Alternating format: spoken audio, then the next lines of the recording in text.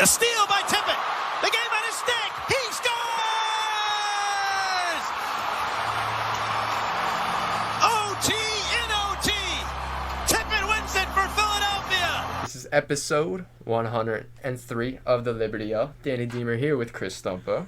As always, how are you, buddy? I mean, can you complain? Can you complain right now as a Philadelphia Flyers fan? I mean, 18-10-3. The last time we spoke, I don't even know what their record was. I just know it was before that San Jose game when I felt like everything was crumbling down. And I'm not going to lie to you, I thought that was the reality check moment. We were just talking before the show about it.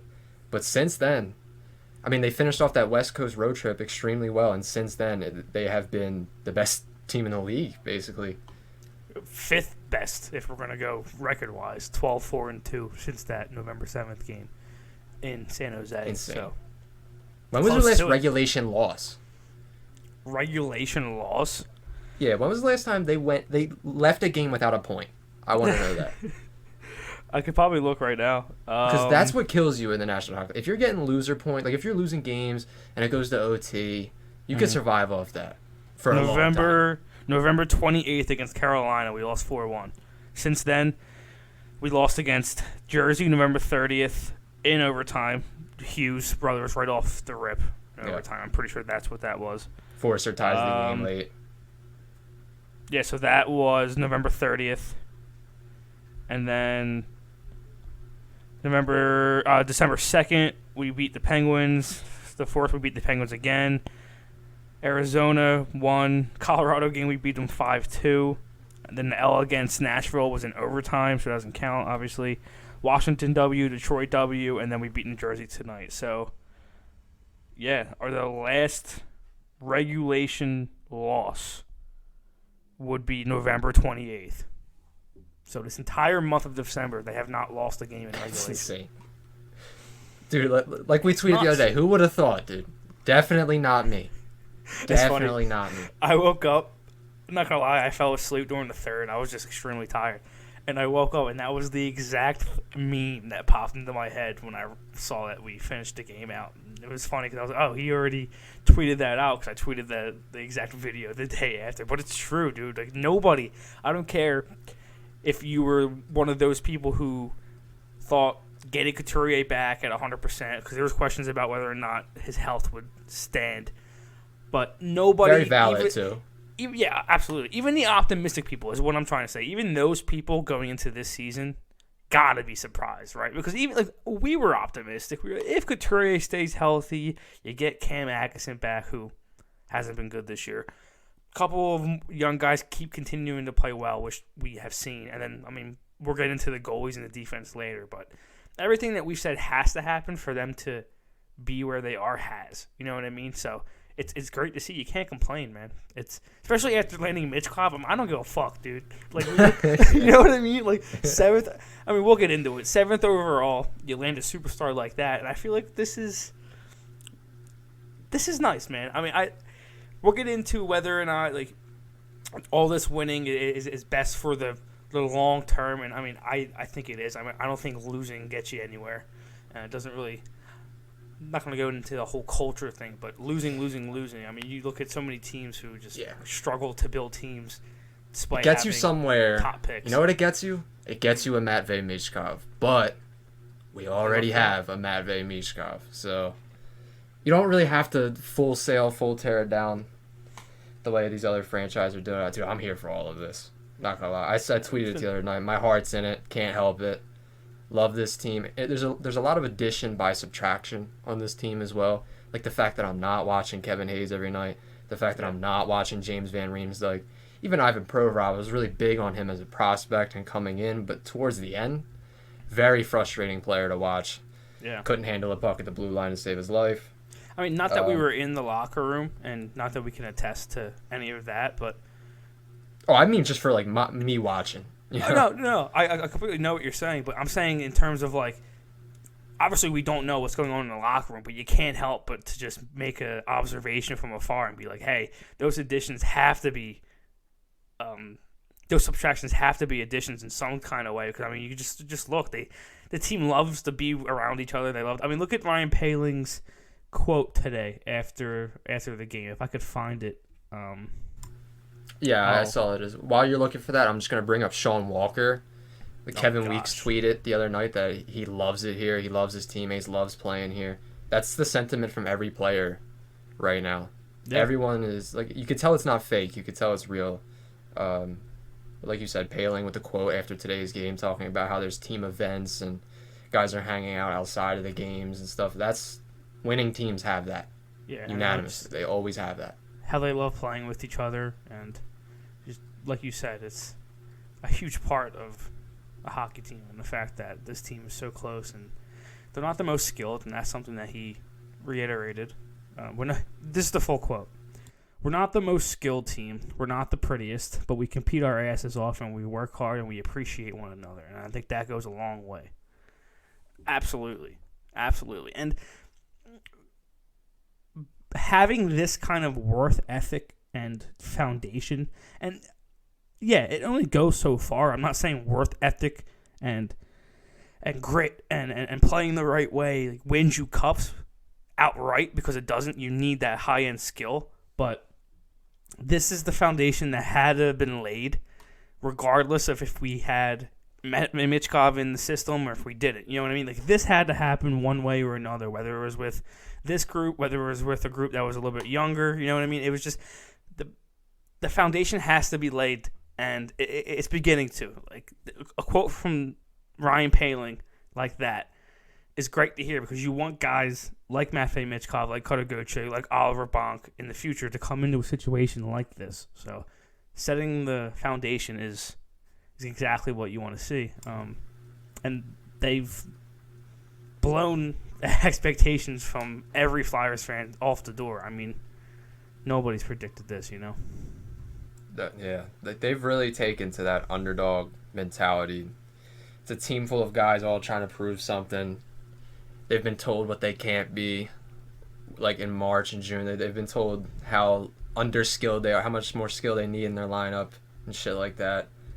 And it just adds to it. Like, they are your typical Philadelphia underdog team, and that's why I feel like they're so easy to root for. Yeah. They are annoying to play against. Oh, very annoying. I mean, Jim Jackson, before one of the games I think it was a couple weeks ago, he was talking about how other teams, the word around the league is right now is when teams play us, they not complain, but they talk about how hard it is to play against us. Like, obviously, we're not the most skilled team, like Ryan Paling just said, but annoying to play against, hard to play against. And, I mean, hot take, I could see this team squeezing out a playoff round victory. I really can. I don't know if it's the homer in me, Danny, but I really think this team just reminds me of a team that could just shock the world round one. You know what I mean? If they continue to play like this, I know it's December, but we did see that stat on the broadcast tonight. Teams that are in a playoff spot by Christmas make the playoffs. What was it, like 90% or like 85%? 85. And that's any playoff spot, like including wild cards. So like the Flyers may finish Christmas Eve second in the division. Keep that in mind. Dan, if I would have told you that a year ago, what would you say to me? Seriously. Yeah, I'd say you're on crack. I mean, it's that simple. Like, I would just... That was too optimistic of a thought back then. I mean, They proved everyone wrong, and I love it. Keep going. I was hoping that would be the thought process going into the year. That, like, Couturier coming back, that guys would just be pissed off looking at the state of the team, especially Couturier, Konechny. They're just angry at the state of how things have gone. You lost your captain. You shouldn't have lost your captain. He should have retired here. Things didn't go the way you want, so you had something to prove, and I like that they really all kind of rallied behind that.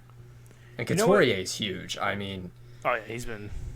That guy just wins hockey games. Like, I always say it, but that he is, like, the archetype player that wins you hockey games. Like just off eye test. Like, you don't need any analytics to tell you he wins you. Like, you watch the game, and you like anybody could watch a game and tell you Sean Couturier wins you a hockey game. And he's the complete backbone of this team, and he's the reason why. I mean, without Sean Couturier, they're not second in the Metro. Like you said, it doesn't show off. He's not like Connor McDavid on the stat sheet. He's not gonna light that up. But if you just sit down and you watch 5 games in a row, you understand why Sean Couturier means so much to this team, and to get him healthy is everything. And to touch on getting guys back healthy and stuff. I mean, they're second in the Metro without Cam Atkinson looking good. I'm pretty sure he had like 1 minute played halfway through the third, and I think he had a shift on the fourth line right after I tweeted something out. Torch is obviously not very happy with him. Scott Lawton, I don't think I saw him towards the end of the third. I mean, those are two veteran key guys that if they were second in the if you would have told me they were second in the Metro in October, I would have been like, okay, that means Couturier looks like Couturier, Atkinson scoring goals, Scott Lawton's being Scott Lawton in the bottom six, but that hasn't happened. It's been Couturier being Couturier, but then it's been Sanheim stepping up. It's been Sean Walker making a name for himself. It's been Owen Tippett scoring goals. Konechny, I don't know if I just mentioned him, but it's been the younger guys. Yorkie stepping in. Brink. Frost has looked very good since his benching back in November. So it's not the older guys. It's the younger guys starting to make a difference, which is just, it's great, man. Like, if this was like the 30-year-olds on the team willing these guys to victory, and we were getting lucky bounces, and it was, you know what I mean? If it was that, and if it wasn't the young guys actually kind of leading it, then maybe I would be like, okay, this winning is great, but I mean, does it really help long term? Like, are these 30-year-olds going to be here long term? But that's not the case. You know, I have these young guys playing really, really well. Whether or not they trade Walker is another discussion we'll have later, or Risto. But I mean, they have options, man. I think Danny's in a great spot because I think you can stick to your course, your rebuild, your quote-unquote rebuild, which we know it's not a full-on rebuild, though. There's rebuilding / retooling is what's happening. You can stay on that course and still do what you're doing. You know what I mean? If a team blows you away with an offer for Walker, then you have to do it. But at the same time, he's 29, 30 years old. If you want to sign him to a 3-4 year deal, extend him on a fairly good contract because the cap's going up in a couple of years, then you can do that. I mean, he has options here, you know. So, and that's coming from a. They have the 30th ranked power play, and they're still second in the division. I mean, their power play is one of the worst I've ever seen. Like in my life as a Flyers fan, it's very bad. But I think Alex Appleyard posted something a couple of days ago saying they're trending to be the worst power play in NHL history since November 4th. Oof. They have the third worst power play at 11%. So that's not good. They're not winning any playoff round if they're scoring at an 11% clip by playoff time. I mean, maybe Cutter Gauthier is going to help out a little bit if he comes over by then. Signs his ELC by then. But I mean, he's not going to come here and save your power play that much. You know what I mean? He's not going to. Yeah, and I don't think they're really 30th. Out of 32nd, like at the end of the day, I think it'll go up before this season's over. I don't know, man. They might be, dude. Like they have zero talent, power play talent, kind of. You know what I mean? Think the way that they do the personnel for a lot of the season is so dumb, and then they put together the personnel in a way that you like it for a little bit, and then they kind of like shift it quickly because it doesn't work. Like, I don't know. It really bothers me how it took so long to get like Forrester in the right spot or like put Frost in the right spot. Yeah, it's like what are we doing here? I mean. Yeah. The first unit should be. It was a joke. The first unit should be Couturier net front, Konechny slot, Forrester left wall, Frost the other wall, so they can find him for the cross crease, and then York point. They should just set that for 10, 15 games and just let them play. If they're scoring at an 11% clip through those 10, 15 games that you have them set in there, then make some moves. But I agree. I think the constant shuffling of the power play line certainly doesn't help. Obviously, they have talent.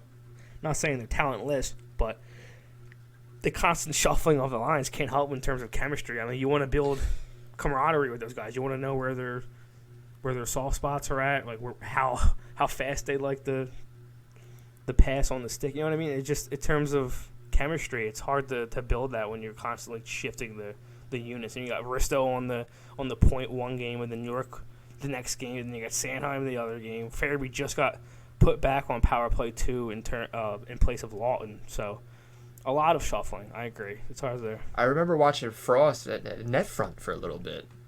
I was like, what are we doing? Net front is crazy. Behind the net, yeah, I could see. Utilizing his hands and his skill behind there would be smart, but having him stand in front of the net to try to JVR Bucks is insane. That's my exact thought process. I actually couldn't believe what I can't believe that team is about that team. If you think about it, that Black Friday game against the Rangers, they win that, it'd only be like a 2-point differential for first place. Yeah. That's insane. That is insane. And in that game, I'm thinking, oh, Rangers are way better than us. They're way ahead of us. We're 4 points away from them right now. Like that is insane. I've thrown that game in the back of my mind, to be honest with you, dude. I completely forgot about it. That game sucked. It was right off the bat, too, they scored. Real quick, there's only been like 3 of those kind of games this year, though. Yeah, really. God. There hasn't. I mean, they've definitely minimized those type of games, which, I mean, by now, December 19th, Christmas is right around the corner. Holy shit, I cannot believe it's that close. Thanksgiving was just, a week ago, I feel like, you know? But if you would have told me that they're in this spot, come here, it's just doesn't make sense. You know what I mean? It's like you have no choice but to get invested now. You have no choice but to believe some of the hype. I mean, how much more do you need? Do you need that? Do you need them to be second, 70 games in before you get excited? I mean, I'm good. It's time. Dude, Carter Hart hasn't even played. Like, Sam Ersson is cold-blooded. Yeah. What got into him? Dude, he's been since. No, I mean, I'm basing a lot of these stats off of since November 7th, but since then he's 6-1-1 with a 9.27 save percentage and a 1.95 goals against average. So he's been incredible. Like, even my dad was like, "Who is this Ersson dude?" he's good. He is, and you can see it in the boys too. Like when he's starting, you don't see any kind of difference in the guys and how they play. You know, like they have confidence in Sam Ersson to step in and win them a hockey game. And I mean, we've seen it already. I think Sam Ersson already has 2 shutouts this season. 3. Is it 2 or 3? I'm pretty sure it's 2. 2. I can double check that. I think we have 3 total as a team. So I think Hart has 1. Yeah, Hart has 1. Mm-hmm. But still, I mean, 2 shutouts, a 9.27 save percentage since November 7th. He's been incredible, and he was great again tonight. I mean, he didn't face an insane amount of shots in a volume perspective, but game winning big save after big save after big save after big save. And how many breakaways did he stop tonight? 2, 3 huge breakaways. Oh my God, that one when the Devils were shorthanded, we had a power play in the third, a chance to take the lead and really try to stamp that game. That could have been an entirely different game if that breakaway goes in. He doesn't bite. He doesn't make the first move. He lets the shooter make the first move, and he's just incredible. I mean, look at us in the shootouts. Are we a shootout team now? What do we have? 3 shootouts wins? And I'm pretty sure 3 or 4. We might be. I mean, our goalies are phenomenal. We have enough sneaky good guys in the shootout too. I feel like to skirt by. I mean, Sean Couturier, he's Sean Couturier. Tyson Forrester looks like he could be an option in there. Bobby Brink made it look easy the other night. I think I might be done with Frost in the shootout, dude. I'm so tired of seeing that move. It's worked though. I'll have people on my head for saying that. It had. I've seen it work more times than I haven't. If I want to break the actual numbers down, but. Dude, you're so much more skilled than coming down the left wing and letting off a shot like that. Come on, dude. Try to deke the goalie out a little bit more. You have great hands, man. So, very frustrating in terms of him in the shootout. But everybody else, like you said, Coots, Forrester, Brink. I mean, the last shootout that we were watching, I remember you texted me. You were like, how the fuck is it Konechny shooting the puck and then we won the game? I was like, I agree, but, hey, it worked, you know? Yeah. So, exactly. they have a lot of Anytime guys. I shit talk the team this year, the reverse has happened. As soon as I'll be like, yeah, you know what? Tippett's a bonehead. Game-winning goal. Strips Jack Hughes. He strips Jack Hughes. Game-winning goal. Same thing with Forster, too. I think I made a crack at Forster one. I was like, Forster has 1 goal, and it's November, blah, blah, blah. And then he, went off on the Penguins for the next 2 games. So. I'm not trying to sound like John Tortorella's mini-me here or anything, but Forster does so many little things right that doesn't show up on the stat sheet. Sticks everywhere. I'll admit it. Even I, in the beginning of the season, when he wasn't scoring, was being a little stubborn to the fact that I was kind of turning my head when he was making those subtle plays because I was so frustrated with the fact that he wasn't scoring. But I got over that very quickly. You can't do that, and I realized that.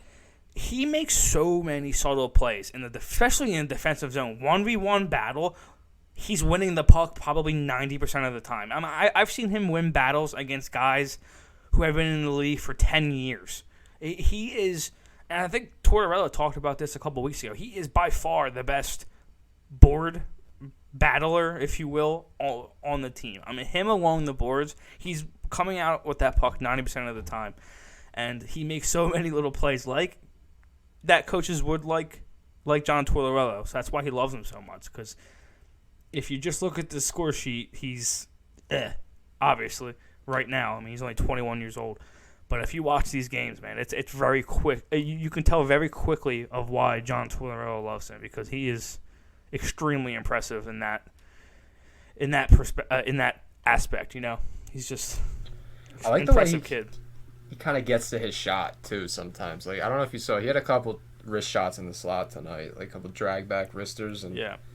it's just for a guy who doesn't look so agile, the way he can kind of like maneuver off the boards and get to that spot is it's pretty nice. And that was something that Bobby Boucher, I just said Bobby Boucher, Brian Boucher was talking about, because it was true. The last couple of, honestly, the last 5-6 games, especially on Power Play 1, where Frost has found Forster on that seam pass from the two walls on the power play a lot over the last 5-6 games, and Forster has kind of like hesitated and like double clutched on his stick a little bit and not gotten the shot off as quick as he should. And tonight, like you just pointed out, he's made a couple of adjustments, if you will. Like, he's not holding on to the puck. He was shooting the puck a lot quicker tonight, not thinking about it as much. So the more and more he does that, we'll start to see the goals come. Because I mean, you've seen the shot. We've all seen the shot. It's different. It's not Katagochier level, but it's up there. So yeah, it's like we got to get that guy going, because he could be a bit of a cheat code for us. Like, he could bail us out of something, taking the puck the other way in transition. Anybody with a shot like that could be one of those guys that, hey, maybe you shouldn't be in this game, but you got a power play and you got it over to Tyson Forster, who let one rip kind of shot. Like, he has that type of, I don't care how bad you've been playing, but just get on the puck real quick type shot. So I think we'll see more and more of that as the year continues to go along, especially if they keep winning like this. And I mean, you saw the reaction with Frost and Tippett when they won. Frost jumping in his arms, the whole team fucking jumping in their arms and going crazy. You could tell that like, was a big one. Passionate, man. Like, you fucking love to see that shit. Like Paling said, they're not the most skilled. They're not the prettiest, but man, they fucking love playing for each other. They play hard, and it just makes me that more excited for when Katagochier comes over. You don't think Matvei Michkov is watching this over there in Russia? Like, he hasn't played for Sochi in the last couple of games. I don't think he went on the trip with them before Christmas, so we won't see him in the KHL till after. But you don't think he's sitting there watching this transpire? So exciting times in Flyers land, Danny. Absolutely, man. We have a lot of questions. We'll get into those. Get right into them? Yeah, why not? Yes, sir. Flyers clips. My boy. Zach. What's up, Zach? Assume that the team is playing like this around the deadline and is in a playoff spot. Are you making any moves? Obviously depends on what is out there, but do you ship some guys like Seeler, Risto, Lawton? Do you add someone, or do you just roll with what we have? It's a good question, honestly, because it's a great question. It's the hardest question, is it not? I mean, this has had my mind in knots for days. It's the biggest question I think on everyone's mind. It's like, what are they going to do? Because I mean, like, they told everyone rebuild. They told everyone the fire sale is open, flea market's open. We're taking all phone calls. But what if they're second in the division when that time comes? Are they going to be comfortable with giving up a top 4 defenseman that helped get them there? I don't know. Yeah, like, what message does that send to the team, right? Like, hey, you guys got here with the team that we all know isn't the most skilled, isn't the prettiest, coming from a literal player on the team. If they're second, third in the Metro come trade deadline time, I don't think it's unfair to sit there and say, hey, trading away Sean Walker or Ristolainen right now probably wouldn't be the best move for the locker room and the message that you send to those guys.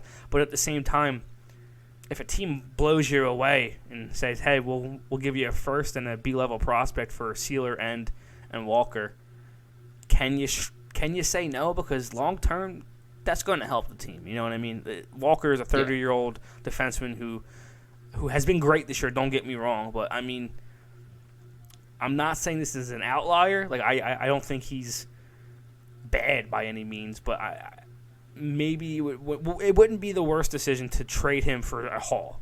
And if that's what happens, then I think they should do it. But I don't think Briere is going to be out there looking for it. Absolutely not. Like I don't think he wants to send that kind of message to the team. But they do know business is business, and if a team's offering a first or something for Seeler and Walker, I think you kind of have to do it. You know, same thing goes for Lawton. Same thing goes for all the dudes you just mentioned. What do you say? Seeler, Risto, and Lawton. I think it goes for all of them. I don't think you gain anything close to a first for Scott Lawton right now. I don't even think you would get a second, but he would be a guy that I would look out to trade. Absolutely. I think it was time to move on from Lawton a while ago, to be honest with you. Yeah, that's probably one of the more realistic ones, but he is a big piece of the locker room. Like I know it's exhausting hearing that shit every year when you have to watch him, but I don't know if Briere would do that. It's easy for I would want to do that, but would Briere do it? I don't know. Yeah. It's so tough to think about. I guess really it's this is the test. The next 20, 30 games, don't collapse, and maybe you'll earn it. Keep earning it, and maybe because this really could collapse in a week. Let's be honest. I mean, this team, they're riding higher, but it also couldn't. So it's kind of weird. I've been waiting for it since the end of October. I've been saying, hey, eventually the skill gap that is so evident between this roster and other rosters is eventually going to close, and it's gonna be a lot easier to see that skill gap. But it hasn't happened yet, Danny, and it's almost Christmas, so I don't know. And look at the teams they've battled. Yeah, it's not like they're and it's not fluky wins. Like I said when we first started the pod, it's not Carter Hart saving 42 goals. 42 saves. You know what I mean? It's not him standing on his head. They are playing good hockey. It's been entertaining back and forth. Obviously, they're not scoring on the power play, but they're the best penalty kill, number one in the league since November 7th at 90.3%. So they're tied for, let me look, third in the league in shorthanded goals. Yeah, with 7. So God, they are second and third bitch to play against, bro. They are so annoying. You have to think so many fan bases and organizations this year have gone into games against the Flyers and have thought easy. The branding has been rebuilding. It's been they're ripping it down, they're rebuilding. Mm-hmm. Yeah, their goalie's decent, but you have to think some teams have played down to us and have learned the hard way this year. The Devils definitely know now. I do. You can see it on them. Towards the end of regulation, they don't like us. You can tell. I don't like them either, dude. I cannot wait until Mitchkov comes over here. He is gonna be in their fucking nightmares for a decade, dude. I cannot wait. We had to go through Patrick Elias, Marty Brodeur, now Jack Hughes, Kovalchuk. Get ready for Mitchkov. That's all I gotta say, man. You know what I mean? I'm so fucking sick. We talked about it today before the pod. I think before the game. I'm so sick of watching other teams, especially in the Metro, have those players. You know what I mean? I'm so happy that we finally have one of those guys in Matvei Mitchkov to terrorize them. You know what I mean? He's ours. He's going to be wearing Jim Jackson's about to have a field day with this guy. Can't wait, dude. Oh, my God. Our boy Adam, who's been an OG listener from the start. I don't even sound a question. He just wants to get this out. Watching this team is fun again. What a feeling. Absolutely, dude. And it's great, too, because people who I know aren't hockey people come up to me, especially if I go out for dinner, if I go to the bar, or if I'm honestly just chilling with some friends. Just, yo, Chris, Flyers, man. It's great, man. When I go to school for work and stuff, I have people turn to me because they know I'm a big hockey guy. Yo, the Flyers. And it's great that they're back into people's everyday discussion. You know what I mean? Their relevancy is back, and now everyone's eyes are back on the Flyers. And hopefully the addition of Cutter Gauthier in a couple months with those same people with their eyes still on the Flyers. And then you keep adding, and maybe Mitchkov comes over soon. And it just it's just a snowball effect, right? But the fact that the eyes from the general fan base not the diehards like us, is back on the Flyers somewhat is great news, man. It's great to hear. And shout out to Keith Jones and the front office up at the Flyers and what they've done in a short period of time to bring that feeling back to the team. It's game by game, you feel the intensity of it all building. You feel it becomes more real with every passing game. And tonight, I really felt it, like more than any other game in the last 3 seasons. I'm not gonna lie to you. I woke up this morning and I was like, I want to beat this team so badly. I'm going into this game fully confident that we're going to beat this team. And they're fucking good, man. They are fast. They're skilled. Scary as fuck, dude. And I was fully confident. I wanted it bad. Haven't had a feeling like that. I felt that big rivalry feeling this morning, and I loved it. And the way that game finished. I mean, I was nervous in OT. I haven't really been nervous for a Flyers game in a long time. There's no reason to be. Like, you're kind of just used to losing, and in some cases you actually want to lose, so it's really nothing to be nervous about. But I went into that OT, and every single time that Ersson had to make a big stop, I don't know, I felt that feeling that I haven't felt in a long time. And another feeling that I feel now, especially with Ersson, remember when Hart first came up into the league, and you would always tell me, Chris, in overtime especially, when teams get those chances, I don't panic. I don't panic like I used to. I have confidence in Hart.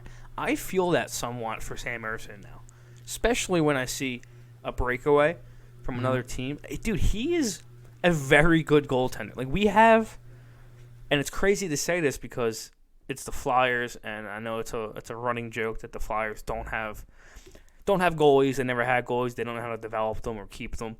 But we have an abundance of goalie prospects and actual goalies now who can play NHL hockey. You know what I mean? It's incredible to see what they've done and how they've stockpiled that position. Because you got Hart, you got Ersson, Kolosov.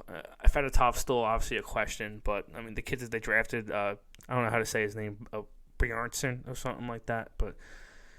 So I forget the other Russian kid's name, but he already has a couple of shutouts in the KHL. It's extremely nice to see the goaltender position actually be good, a good position in the organization now, because it's been a running joke. I mean, you know yourself how people joke about the Flyers never having a goalie. I mean, look at Bobrovsky, how we traded him away, and he goes on to win the Vezina and stuff. So.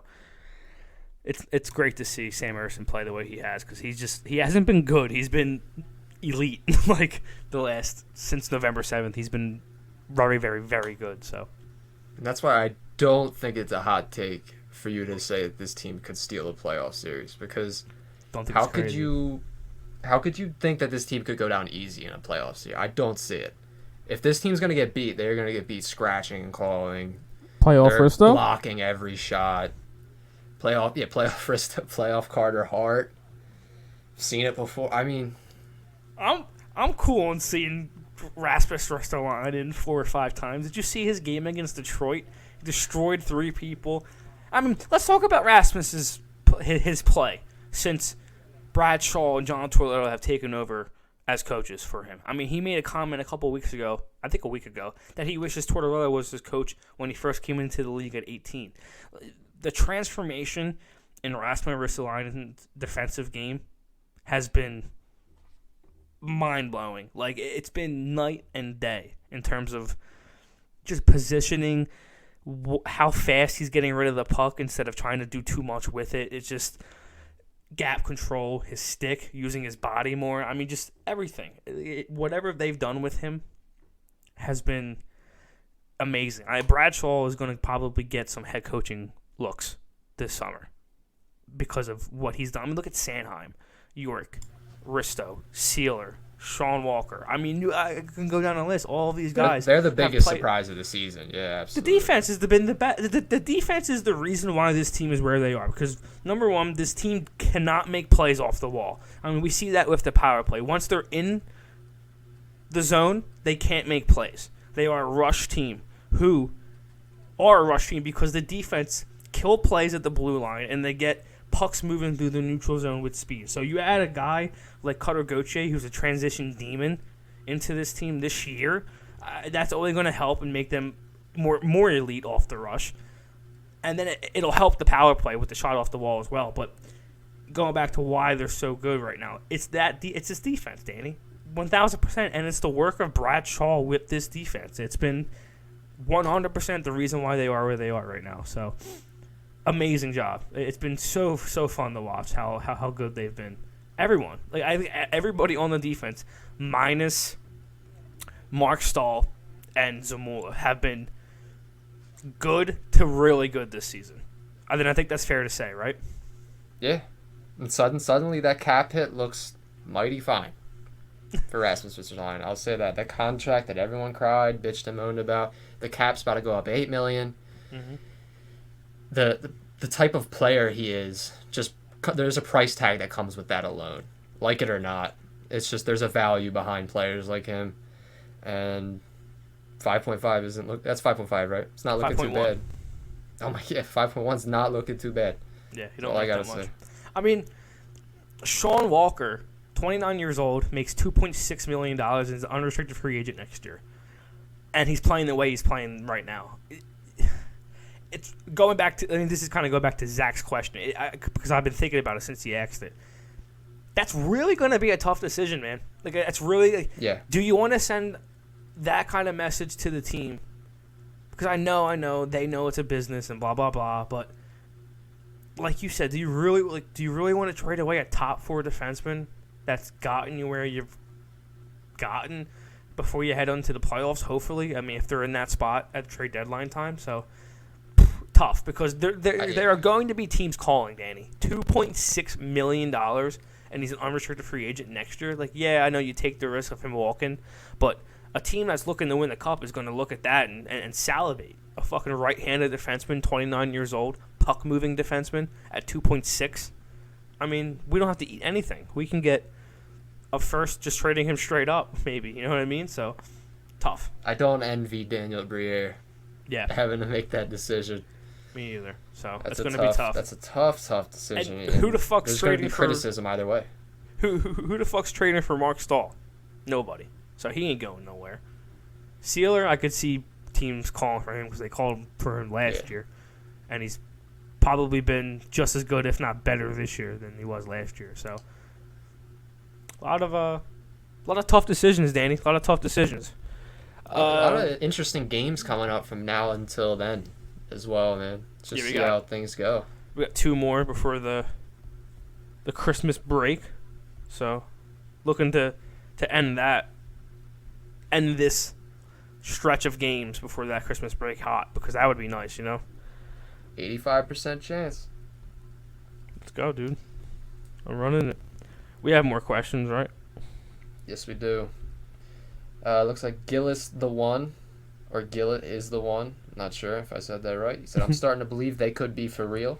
Oh, shit. I think we all are, man. Feeling the hype. In the net hockey. It's good to see. It's good to see in the net hockey. I'm just happy to see them playing hard and showing they're not going to roll over. Effort, hard work, doing the small things right, and it's all paying off. Extremely likable team, coaching, and management now. I'm prouder than ever to be a Flyers fan. Also, hashtag find my boy Gritty Adam. Facts. Don't know where that dude was. Cool guy. Is Gritty Adam, is he gone? He just hasn't tweeted in a very long time, and I did interact with him, not a lot, but a fair amount, like a year ago, or like a year and a half ago. But yeah, that's something that we were talking about in the group chat, that, yeah, he hasn't tweeted out in a while, so definitely, if anybody knows what happened to him, because we're kind of worried, because we're not saying anything happened to him, but, like, as a friend, I am a little bit worried, because I haven't heard from him in a while, but I think In the Net put that perfectly. I'm sorry, my dad just texted me. Who the hell is Ryan Palin? My dad said the same thing. My dad said the same thing today. After he scored his second goal, my dad texted me, who the F is this guy? I love that shit, dude. But, like, that's the point that I'm trying to make. Like, the casual fan, and I hate calling my dad a casual because he's the reason why I love hockey the way I do, but, I mean, Pop, you are. For them to, like, be watching the games now and, like, asking those type of questions, I love that shit. You know what I mean? Like, ask me awesome. who Rhett Gardner is. Like, come on, man. Like, I'll run you down the entire AHL fucking roster. You know what I mean? So, I fucking love it. That's funny as shit. Because like my pops did the exact same thing today. Oh, that's great. TK for MVP said, "Who has the best celly on the team?" And I'm gonna let you answer this one. I think my answer is pretty clear though. Best celly on the team. I don't think it's even close. It's Tyson Forrester. It's Tyson Forrester. Tyson without a Forrester. doubt. It's pure electricity every time the dude scores. Without a doubt, Tyson Forrester. With a close second to Frosty, because I think Frosty has some electric goal cellies. Doesn't happen a lot. Dude gets fucking stoned all the time, but I feel like Brink has had a couple that. Yeah, but like Brink not like too much to be like the best though. Yeah, I'm waiting for Kutagoche to come over and hit a baseball out after he scores. That'll be fun. Something like Fenway Park outdoor game yeah, against the Bruins. He just does it again. We have the Stadium Series game coming up do. against the Devils too. So like to take this game from them after they took one from us is how awesome. fun did that game just become? Like, let's be real. Like, going into the season, we really thought like we were gonna suck. Devils are gonna be cup contender. How fun is that game now? I'm gonna be hammered. That's a fun game. Yeah, that game is like a playoff game to me, bro. To be honest with you, like that's gonna be. So yeah, if tonight felt like one, that one definitely. Oh my god! Like we have to get together for that game. Like that's gonna be an extremely fun, important game in my opinion. It's in MetLife, right? New York. Yes. Or New Jersey. I guess. Yeah, I don't know. I might have to see pretty if sure, the ticket prices are on that one. I looked already. The last it's insanely series, expensive. Insane. It's me and Sika looked. It's like for to be in the fucking sky. It's like $375 a ticket. And That's you know nuts. what I'm talking, like all the way up in like section 303. Yeah, like I'll get hammered in my fucking house and watch from the TV with the TV blasting. You know what I mean? Probably like raining and shit too. Yeah, I'm cool on that. Traffic connecting enthusiasts. Yes, I have a question. When it comes to Forrester, Frost, Farabee, even though they're playing the right way, getting good looks, if they don't start netting the puck more often, will it be a concern of yours, or are you going to be patient with these guys? I'm indifferent right now. I think a lot of these forwards have more to give. We actually touched on that, I think, in the beginning of the podcast. Yeah, I think you could say the same thing for all three. Like they're all doing the right thing off the puck. I think the scoring, like Frost isn't a goal scorer. Frost is a guy who sets goals up, and he's been doing that. He's been creating chances. He's been great on the defensive side of the puck. So Frost is fine, and I think you could say the same thing for Forrester and Fair, because we talked about how good Forrester is off the puck and in terms of like defensive stick and stuff like that. So yeah, I mean, I'm not worried about any of those guys. It's by committee right now. Yeah. And that's fine. I mean, as long as you're winning, I feel like there's really nothing you can complain about. If you're winning games, pucks hitting the back of the net, who doesn't really matter who's doing it. Guys are just bought in. Yeah. But would you like to see a little more? Sure. But Absolutely. They're playing well. You know, it just feels like a different guy stepping up every night, and I'm fine with that. Mm-hmm. I like that. I feel like that's the hallmark of a great team. That's what they need. But it's definitely a hallmark of a great team, because even the teams with the superstars, like the Chicago Blackhawks, who won all those cups years ago, like they had bottom six players who made extremely important plays in those cup runs. Having those type of players is vital, and I feel like this is building the foundation, and what we're doing right now is just it's beautiful to see, you know. Yeah, like this is the supporting cast. Yeah, this is what the supporting cast is. The headliners aren't here yet, boy. The box office talent isn't here yet. Yep. I mean, still we need talked a 1C. about the power play. What does our power play with Gauthier and Michkov turn into? 30th to what? 12th, maybe? And what does that do as far as our overall team performance to where we stand right now? I mean, they would help us now. They have a top 15 power play right now, dude. Come on. Like, they're one of the best teams in the league if they have a fucking top 15 power play. You know what I mean? Like, think about that, dude. If they have a power play worth mentioning, they're top 5. I mean, they're already top 12 in terms. Let's look in terms of points. They are probably top 10 now. If I had to guess, they would be 8. They're 11th. They're right behind Toronto. Toronto has 16-6-6 at 38 points. We're 17-10-3. We're 18-10-3, right? Yeah. Yeah, so it hasn't updated yet. So yeah, we're top 10. We're right where Toronto is. So we'd have 39. So we'd be like you said. Yep, right around 8, so 8 or 9. And we have a top 15, top 10 power play, dude. We're probably number 1 in the Metro right now. Like, that's crazy to say.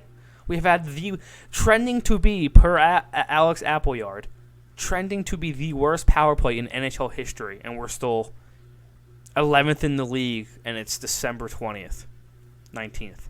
Like, that's what's promising that's right there. insane to me. The effective play at 5-on-5 and 4v5 is like that can carry on to when Michkov is here, and then the power play gets good. You can bring that over. Like that feels like a win across the board for me, the way that they're playing in those areas.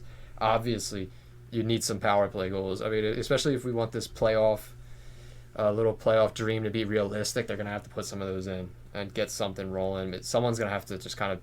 I'm hoping it's Forrester. I really am. Yeah. I'm hoping he gets hot over there, starts bombing one-timers. It could easily happen. I feel like it only takes one. Yeah, it only takes one. I feel like... Two things worry me with playoff. It's the power play, because if they're scoring at an 11% clip, number one, you could probably forget the playoffs, because there's no way to sustain this if they continue to score that way. And number two, playoffs is a lot of dirty work, if you will, after you enter the zone, right? After you enter the blue line.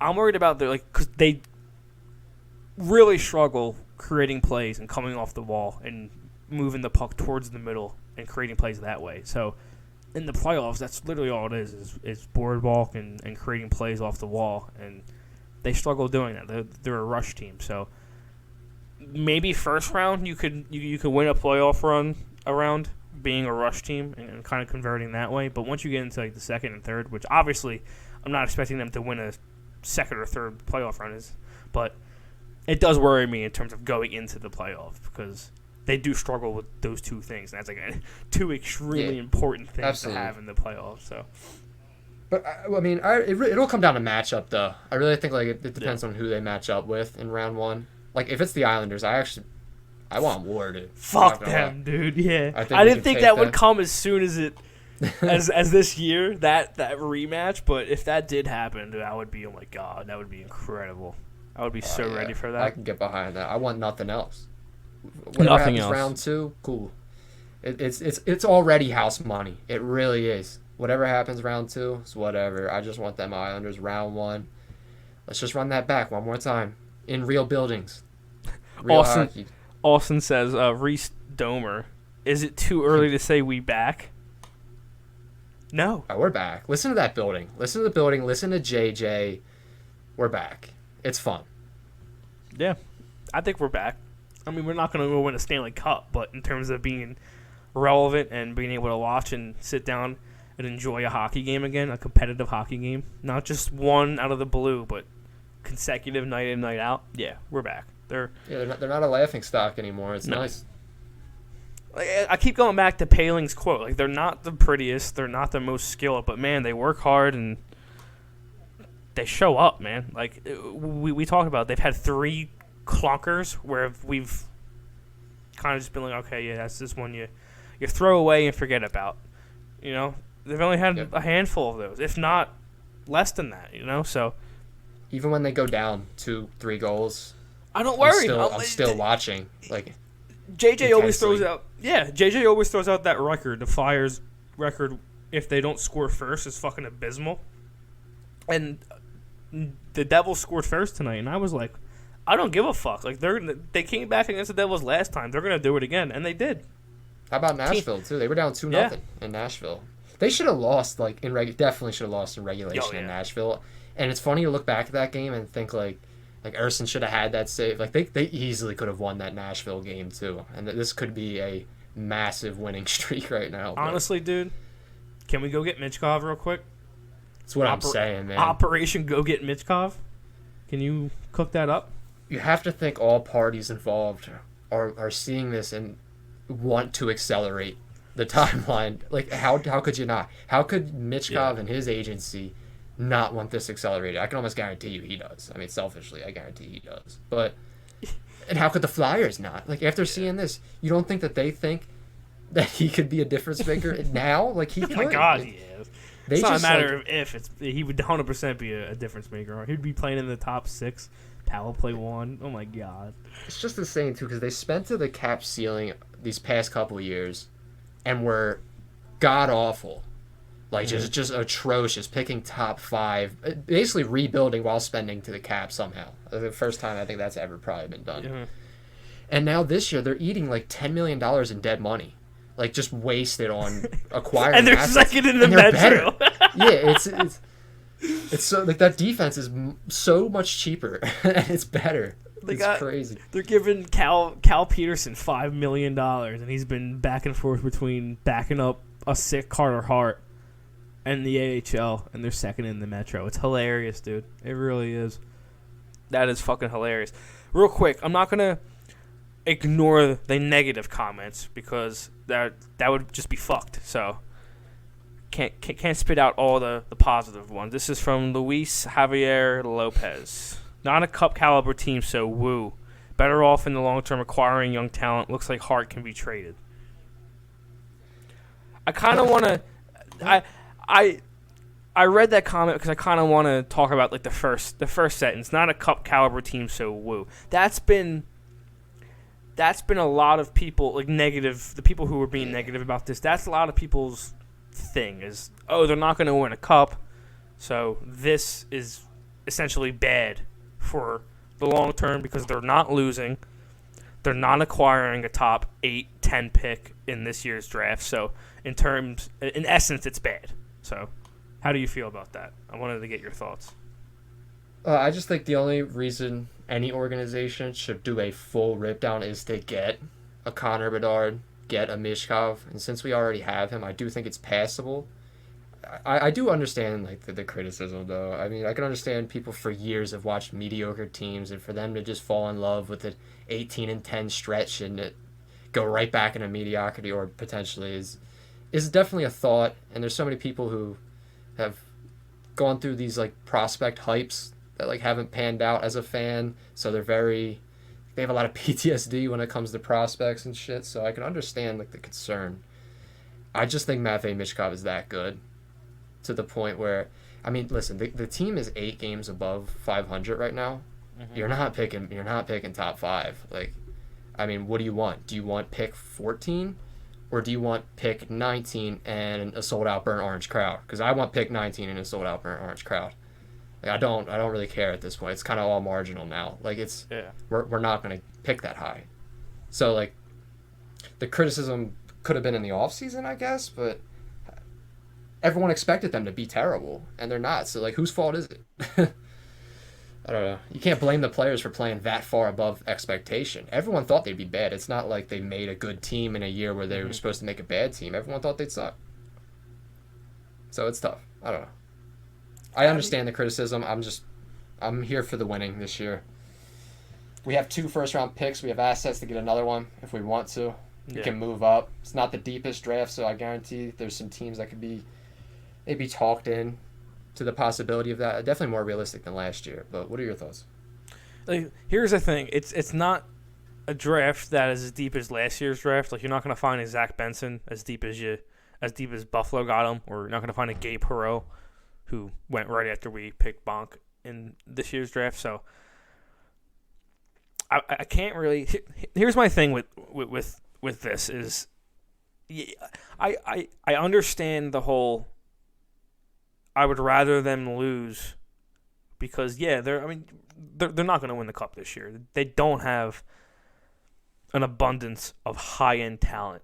They have Michkov, who is probably the closest thing that you could call a shoo-in to be a superstar in terms of prospect. Like, all prospects are question marks. Like, even Connor McDavid coming out of the OHL was a question mark. Like, I'm not saying he was a question mark, but there's always a question of a prospect. Like, no prospect is 100% definite. And Michkov is probably the closest thing to a definite in the NHL right now. So I can see you being worried about, okay, Michkov, he's the guy there. But other than that, they don't really have a guy that you can look at and go, he's a franchise-altering talent. Enough for me to be okay with them not acquiring a bunch of early picks in the first round because it's difficult. It's really difficult because like if you lose like Chicago, right? I mean they're gonna probably add Celebrini or Demidov or some kind of crazy top 3 talent this year, but I'm not saying culture wins hockey games, but what are those players walking into? You know what I mean? Like I'm not saying they can't become leaders of their own in 10 and 8 years, 7 years, but I mean I would rather have Michkov, Cutter Gauthier, and a couple of guys that we picked in the teens, and hopefully we can develop to come into an extremely good system and culture and environment rather than picking really high and then having them come into a losing environment. You know what I mean? Like there's something to be said with an environment of winning and what we're trying to build right now because like you said, these aren't the top guys. These aren't the guys that are going to win you cups or give you a top 10 power play. Like, those guys are coming, but to sit here and be like, oh, I wish they would just lose every game and get a top 5 pick for the next 3 years. I just don't see how that's the best way to build a hockey team because, like, what hockey team can you point to right now that did that and is actively good right now? Like, how many times did we watch Buffalo start a season out good and then just, like, die? You know what I mean? Like, that's a genuine question. Can we sit here for the next minute and actually come up with a team right now that is... I'll go through them. Vegas is number 1 in the league right now. They didn't do that. Van, no. Rangers, they got lucky with Panarin wanting to come over. I mean, basically the same fucking thing with Michkov. He picked New York. Michkov picked Philly. Yeah, some draft lottery luck. Boston, well. No. Dallas, I mean, they had the Heiskanen pick early. No. Colorado, they drafted McKinnon, but they played for what? They did have that terrible year. I'm talking like that 49-point year. Yeah. I forget. They had McKinnon for a while. They didn't do anything. Drafted McCarr. What? 6th or 7th. So that's like their Michkov pick. And then Rantanen was either before or after. I think he was in the teens, or he was like 9 or 10. So maybe you could throw Colorado. Winnipeg, no. Philly, us, no. LA Kings, no. Toronto, Matthews. And then like none of these teams in the top 15 have done that. Have completely stripped down and built a winning team that way. You know what I mean? Like, yeah, like look at Chicago. Doesn't work. I mean, with as fun as the Bedard hype has probably been over there, you don't think that in the back of all their heads they're a little bit disappointed that, like, man, this still feels like a 5-year uphill climb, and as good as this kid is, we're not winning hockey games at all. Like, that has to be a little demoralizing. Like, the reality is when Michkov comes through, he's going to be 20 years old, making $900K, and the team is going to be in the direction to win games when he's here. That's going to make that whole experience, that whole thrill, that much more fun and real, to be honest, because Michkov might be on the big stage as soon as he gets here. Oh, 100%. So, I think it goes back to the fact that, for me, it goes back to this. They're not squeaking wins out where you can get mad at it. Like, they're not. It's not veterans. Like I said in the beginning of the podcast, it's players that can be here when we're ready to win, who are continuing to show us they're developing. You know what I mean? In terms of just York, Tippett, Frost, Brink, Konechny. I mean, he's 26, 27. I mean, these guys are guys that can be here while we went Forrester. I mean, I'm not even naming everybody. But, like, this isn't Sean Couturier and fucking Atkinson and Dale Weiss scoring in the top 6 and dragging. You know what I mean? Like how Giroux and Voracek drug those brutal fucking teams to playoff rounds. Like, it's not that. Like, they're not getting drugged. You know what I mean? Like, it's genuine good hockey. And if this is what they have with this squad, you add a couple of difference makers in Cutter Gauthier, Michkov, and whoever else they draft in these next couple of years, then you're adding them to an extremely good foundation.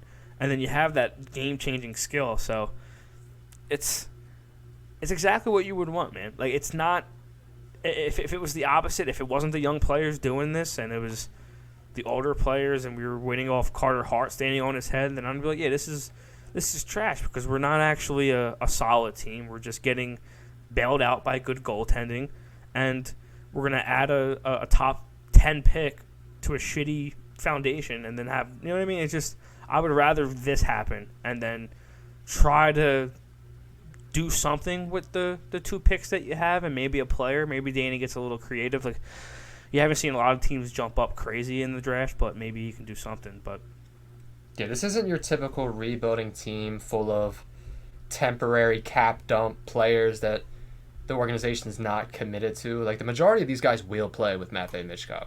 I think that's what you were basically saying. Like, seeing like these guys succeed should never be a negative because these guys will be here when the headliner's here. Like, this isn't the players who are helping the Flyers get where they are right now. The nucleus of that are guys that are going to be here when Michkov is playing in orange and black. So that's why I love it. I think we're building a foundation with those same guys, like you said, who can be that foundation.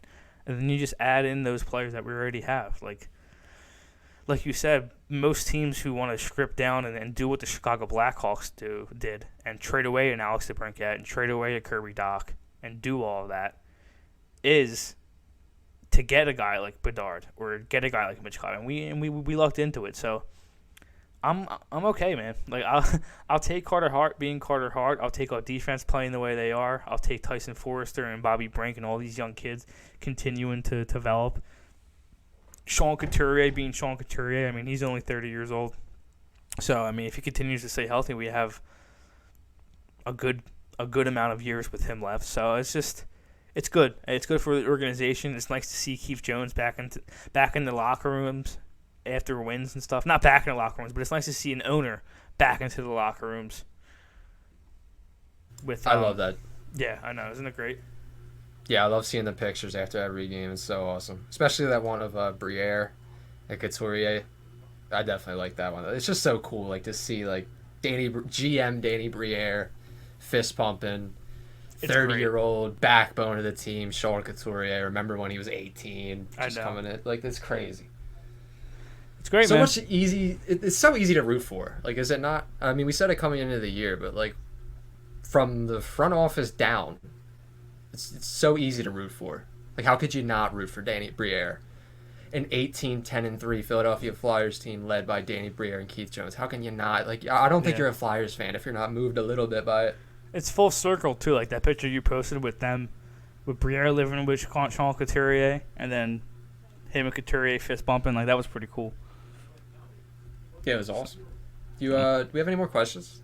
Or was that? No, I think the rest of it was just everyone getting hype and stuff. It was like, this team's back. I don't think there's anybody else asking an actual question. Sean Moore did ask, do you think Atkinson will be scratched, especially when Cates comes back, gets into game shape, if everyone is healthy? He said the easy money's on Frost, obviously. Does Paling make them more willing to trade Lawton? I think no, because of leadership, like you said, Danny. But, yeah, I think Atkinson could be a guy that you look at to get stretched. We have a little bit of ways to go for Noah. I think he's like 4 or 5 weeks away from returning. But, yeah, I think it would Atkinson. Frost is definitely a viable option because, he's not Tortorella's favorite. So he could definitely be a guy. It's a good problem to have, though, if you don't know who to start. Obviously, it would be Hathaway for us or Delorier, but they refuse to sit one of those guys. So, I mean, look, they have Lykesell, who I don't know why they called him up if you weren't going to play him because he was lighting up the AHL. Popcorn. Yeah, I mean, they have Rhett Gardner up too now. So that's who I thought they would have called up to just come up here and hang out a little bit. But I want to talk about Noah Cates. Sense. Yeah, go ahead. So obviously he's been out with an injury, but I mean the team looks good. How do you feel about Noah Cates? Like, how did you feel about his play before the injury? I think he's overrated by a lot of Flyers fans, to be honest with you. It's not saying that I think he's bad. I think Noah Cates is a fine 3C on a team that wants to win a cup, 3C, 3W or something like that. I think that's as far as I'll go with him. Like, he's a good defensive player who struggles offensively. Like, he's never put up big offensive numbers anywhere he's played hockey. Like, junior, in college. I mean, not in junior. He didn't play junior. In college, in any league before the NHL, he's never been an offensive guy. So I don't understand where people come from when they're like, oh, if he can just develop an offense, like if he just can just develop offensive talent out of nowhere. Like, yeah, I understand getting to certain spots of the ice, like the way Sean Couturier is good at finding soft spots and just being in the right spot. Like, yeah, I get it. Like, there's that aspect to the game, but like this kid isn't going to turn into. He's going to get magic hands out of nowhere. You know what I mean? Like, he's never been an offensive guy, so I kind of laugh when people are like, oh, if like Tortorella's even said it, like, oh, if he can just like start scoring, he'd be an amazing player. Like, yeah, no shit. You know what I mean? Like, if Morgan Frost had fucking Eric Lindros's body and could score, he would be one of the best players in the league. Like, I don't know, like, what are we saying all this if shit for? Like, he's a solid defensive player who struggles offensively. That's about it. Like, you know what I mean? Like, it's like I don't know. I don't have anything else to say about him because he's just there. He's a decent. He just wasn't doing anything for me before the injury. I'm not gonna lie. Like, even in the last 2 years though, I was kind of like agreeing like with the whole 2-way thing, and like, yeah, he got like a couple Selke votes, maybe a couple fifth place Selke votes, and shit like that. Which, I mean, he was like really good last year. Yeah, he is defensively. Good defensively. I'm not gonna lie. It's just he's not been good defensively this year. Yeah, exactly, and he's so ineffective on offense that he has to be he has to be Philip Deneau or he's garbage to me. Like, it really, like, Philip Deneau can score. Like, true, Noah Cain can't do anything offensively. It's crazy. Like, he's just a play is going to die once it gets to Noah Cain. Like, I'm not trying to. He's just a brutal. Yeah, I'm not trying to be a hater. It's just, it's. I don't know. You notice it more when the pressure. Just calling it for what it is, you know. Yeah, you notice these things more too when the pressure starts to ramp up. Like, when there's no pressure and your team is selling and there's nothing but ice time available. Yeah. It's probably easy to show out a little bit, show out in certain situations, but when it's like, okay, we got to win these games, like, and if you lose, there's actually criticism behind it. I don't know, there's like he didn't like feel ready for the moment, I guess. Maybe that's unfair for me to say, but I don't know. I think it's fair. I need more. Yeah, I agree. I don't think anybody was overly impressed with Noah Cain before he got hurt, so let him come back, get a little bit healthy, and see if he can build off a little bit of what he had last year going, because the start he had this year, definitely, I could agree, it wasn't good. It definitely wasn't good. But you know what was good? This hockey game tonight and this episode, which I'm about to wrap up. This was episode 103 of the Liberty Yell. You can follow us on all socials at the Liberty Yell. We're about to hit 5,000 on Twitter or Crazy. X. Still not used to the whole X thing, but we're about to hit 5,000 followers. Thank you to everybody. Obviously, we're going to have some big announcements, a big celebration, whatever happens. So stay tuned for that. Thank you so much for listening. You can follow me at TOY Danny. Follow Chris at Chris Stumps. And go Floor.